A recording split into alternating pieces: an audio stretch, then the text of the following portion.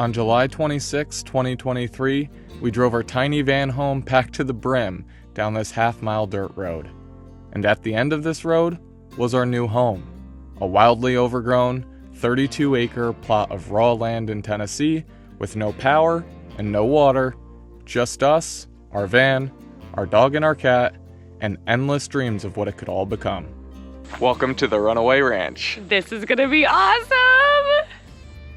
We were met with a 97-degree warm welcome by a large committee of ticks and chiggers.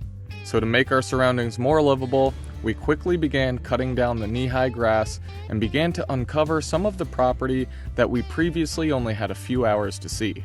So let's haul some ass and cut some grass, baby. Our first bit of infrastructure was to put a gravel driveway in. So the driveway is officially in and it feels so good.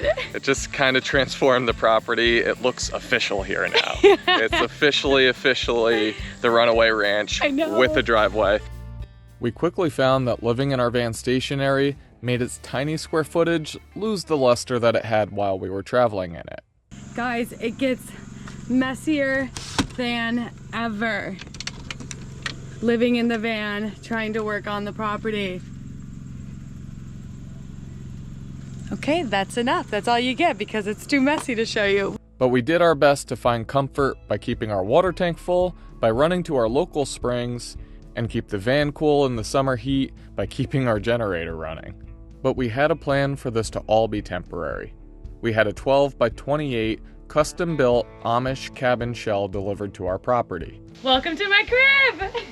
Come on in, guys. After celebrating our first night in our new home with our tradition of takeout Chinese, we decided to get to work. So, we need to insulate this roof.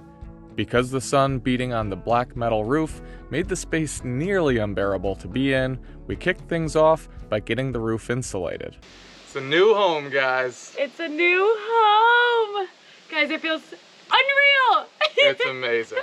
It's like, it really feels great when you have this idea in your head. Like, I'm talking about everything with how it sits and our vision of the landscape.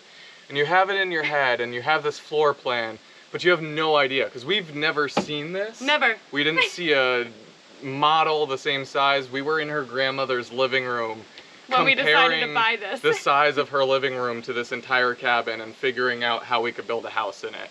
And now it's here and it's sitting where we picked it to be. And it's like playing out perfectly. So update from the Runaway Ranch, and we have some pretty unfortunate news today. But shortly after completing this first project, we found out that there may be legal issues with our plans to live in this. But chances are, you've seen the videos on this. But ultimately, we decided that it was in our best interest to pivot. From the recent stress and chaos with the cabin, all we wanted to do was focus on this garden to remind ourselves exactly why we're here and doing what we love to do. We put a change in our living situation on pause while we took some time to reground ourselves. And we began this by truly taking time to walk and enjoy our land.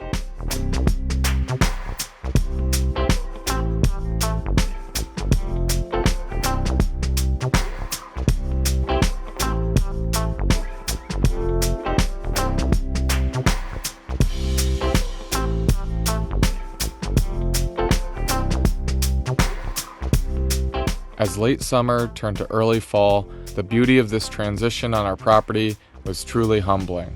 Wildflowers were everywhere, and the air began to cool.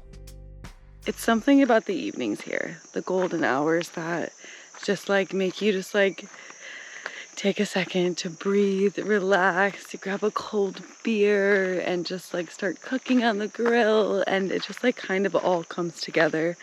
Like, this is very much the beginning phases of our homestead, but it feels every time, any stress that we've had, any anxiety that we've had between the cabin and the heat and whatever else just totally disappears.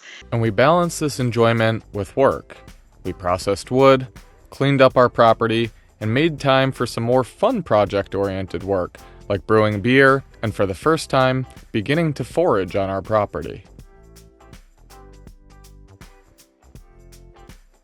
I just want to be an old Appalachian witch lady sitting on my throne of bones, baby, that I whittled myself. Cracking my acorns. Cracking my acorns and just mad because screw those acorns. And after taking this time to regroup on what was best for our future living situation, we decided that we would upgrade the size of our camper. Now I'm not going to sugarcoat it. This felt like settling. And it was. But this truly felt like the best and quickest path forward to a more comfortable living situation.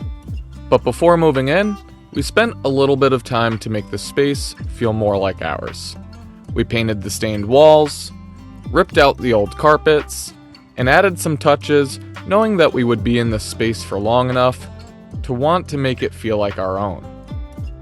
Feels special though. I don't know, something about like campers and camper vans. It's like the idea that you can always pick up and run away. You know what I mean? Yeah. See what I did there? Pick up and run. Run away. Run away. Cue music. And during this renovation, we took the time to enjoy the fall, seeing our property transition from dense green to multicolored to bare trees. Something that as we traveled, we didn't get to experience much, as we kind of always chased the same season.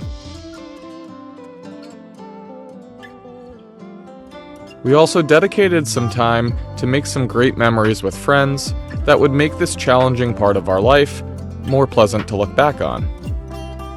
And in early December, nearly 5 months after arriving, we finally moved into our new home. And Cass loves Christmas, so we quickly decked the halls and gave our new 230 square feet some holiday cheer. And as Christmas approached, we welcomed an unexpected new member of our family into our lives. Hi, everybody! Everybody meet our new puppy, Stetson. Stetson! Stetson! Oh, mommy's good boy. You love Christmas. You're a Christmas boy. You're a Christmas boy.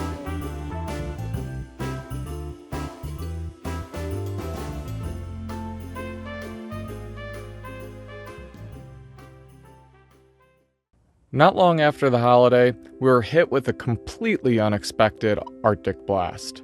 -6 degrees and 7 inches of snow is not at all the norm for our part of Tennessee, nor did we expect it when we moved into our camper. And this was an interesting feeling for us, as when we lived our previous 3 years of our life on the road, we were able to pick up and move when the weather got bad. But now, with being stationary and having the responsibility of our homestead, we had to face whatever Mother Nature dealt us, even in our camper.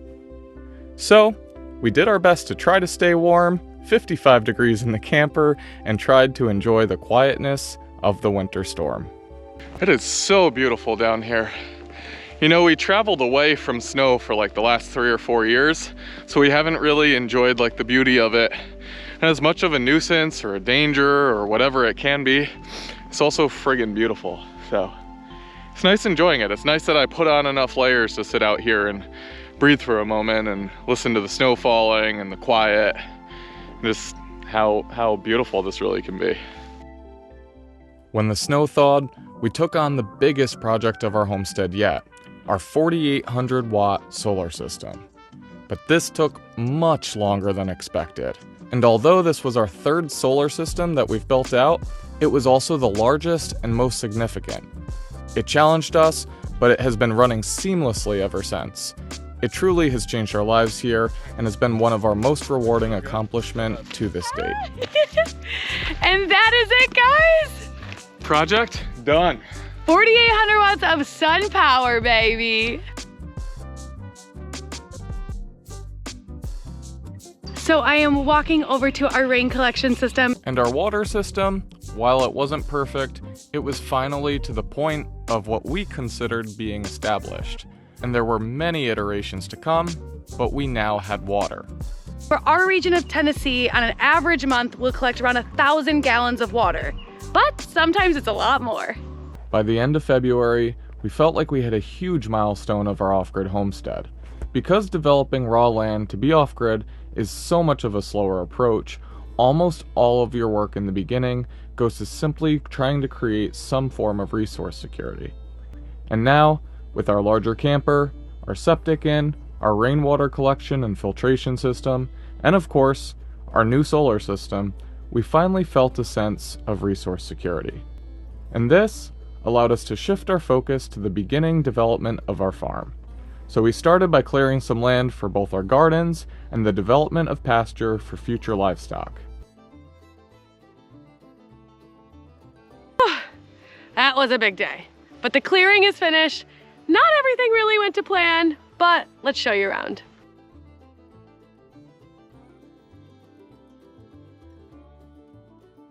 We got fir trees. We got fir trees. We got fir trees. From here, we began to build our first-year garden and planted our initial round of fruit trees. And this was big for us.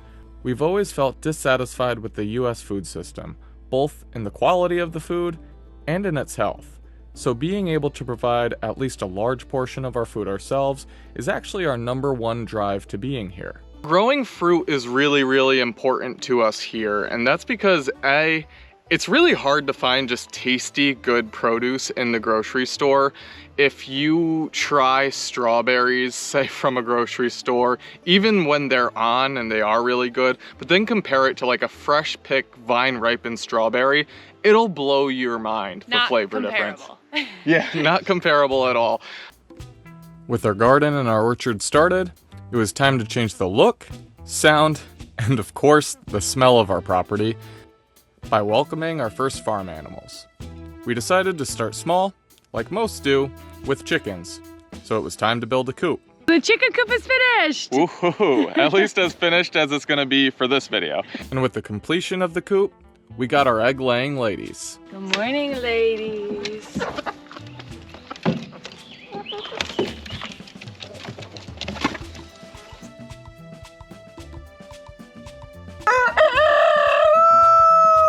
A lot more of them. Oh!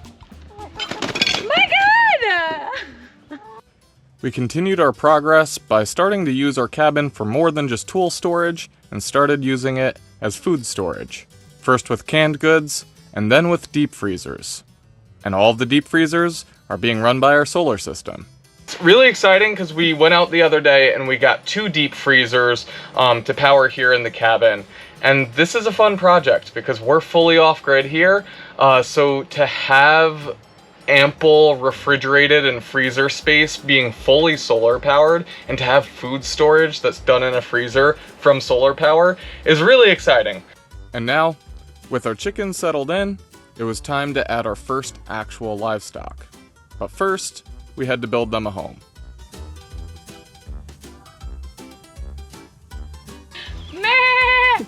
Oh, is there a goat in there? Don't make it weird. And with the shelter up, we welcomed the beginning of our herd to the Runaway Ranch. Get yourself some baby goats. Yeah. Bye. Bye! Bye.